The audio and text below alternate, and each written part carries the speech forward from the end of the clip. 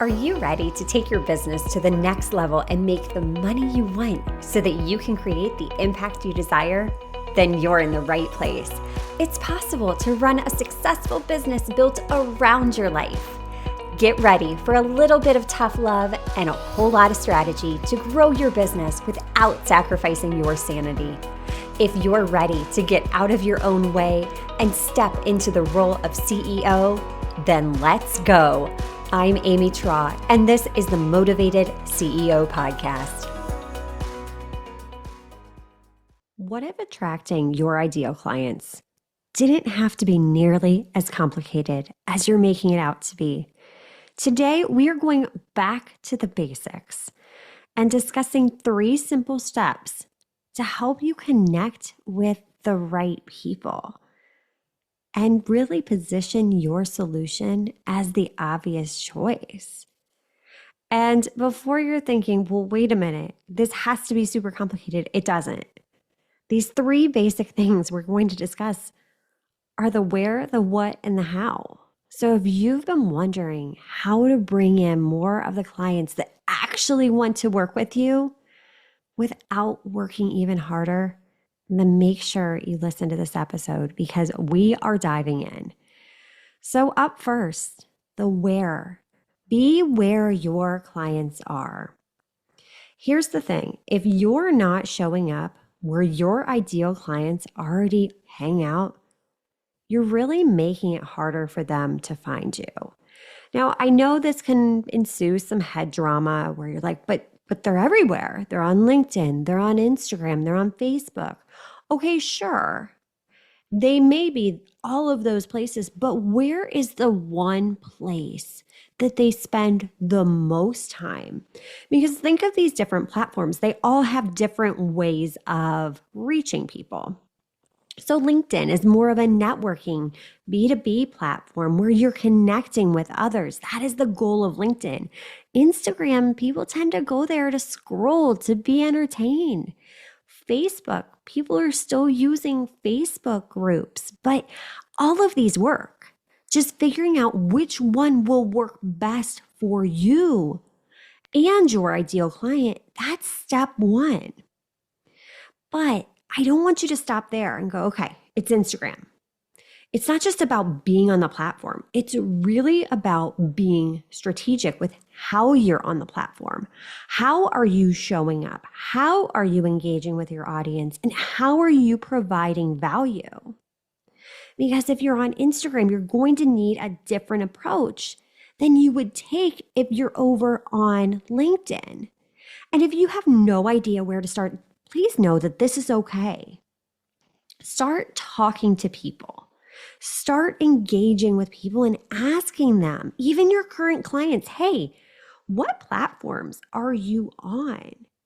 And sometimes it's not even a social media platform. If you're a local service provider, maybe it's getting into the circles where, hey, I need to get into some of these vendor markets. I need to get my products and services donated to local fundraisers where they're a higher ticket event.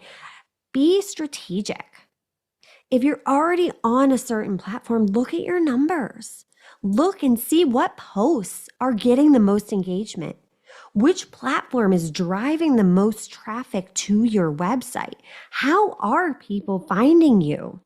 Because when you take the time to look at these insights, they will tell you exactly where your efforts are paying off and where your ideal clients are spending their time. Because you don't have to be spread so thin trying to be everywhere. Double down on the platforms that are converting, that are driving those aligned leads your way. So that's number 1, being where your clients are, positioning yourself in front of them strategically. So that's the where. Next up is the what, understanding what are their challenges and desires. And I think there's a lot of misconceptions when it comes to this because this is the heart of your messaging. But what happens is we stay very surface level. But we want to speak to them. We want to understand what they're going through even more than they do. So that when they are reading your messaging, when they're interacting with you, they feel like, oh my gosh, she is in my head and understands exactly what I am going through. And a really powerful way to do this is by doing a simple exercise. I can't remember who originally came up with this exercise, but it's simply walking through a day in the life. So I want you to put yourself in your ideal client's shoes and walk through their day. From the minute they wake up, what are they thinking? What are they worried about? What are they really wanting? Really understanding exactly what they're going through allows you to speak to exactly what they're struggling with and meet them where they are. And when you know these things, you can weave them into your messaging because now you're using their language and you're letting them know that you understand exactly where they're coming from, because now they can see themselves in your content. And remember, content is not just social media. This can be when you're having a conversation with someone at a networking event about what you do. This allows them, when you're writing an email and they're reading it, to be like, oh my gosh, she is describing me. This develops that instant connection. Now, an easy way to leverage your metrics with this is to look at how your content performed. Go into your emails and see what got the most opens. What are people really resonating with? Take the time to ask, to do that market research, to really, again, leverage those polls and ask yourself, hey, do you resonate more with this or that? Get to know them. Track what trends you are seeing. Are your clients expressing similar frustrations? Use that in your messaging, because when your audience feels so seen and so understood, they're far more likely to engage with you. So take the time to have conversations, pull them, really listen to them, and then reflect that in your content and in your communication.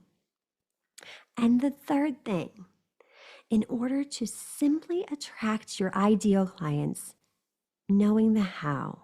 How are you strategically positioning yourself as the solution to the problem they have? Because now that you know exactly where they are, what they're struggling with, and what they want, we need to position your solution as the obvious choice. And this is where a lot of people, again, stay stuck. It's not enough anymore to simply list what you do. You really need to be able to articulate the value of what you provide and why you're the best option. Because this world is noisy, how do you stand out? What makes you different? Because I guarantee there is something that does. It just takes a little bit of time and effort to unpack it. And again, this is where metrics can help you, because look at your sales data. What's working? Which offers convert the best? Where are those spots, those phrases, those selling points that consistently drive results? That's your sweet spot. That's where I want you to focus. Use this information to continue to refine the messaging, highlighting those outcomes that your clients can expect. Because when you position yourself strategically and align your message with what your data is telling you, your ideal clients won't just be interested. They will be so ready to say yes, because we're not trying to convince people to buy.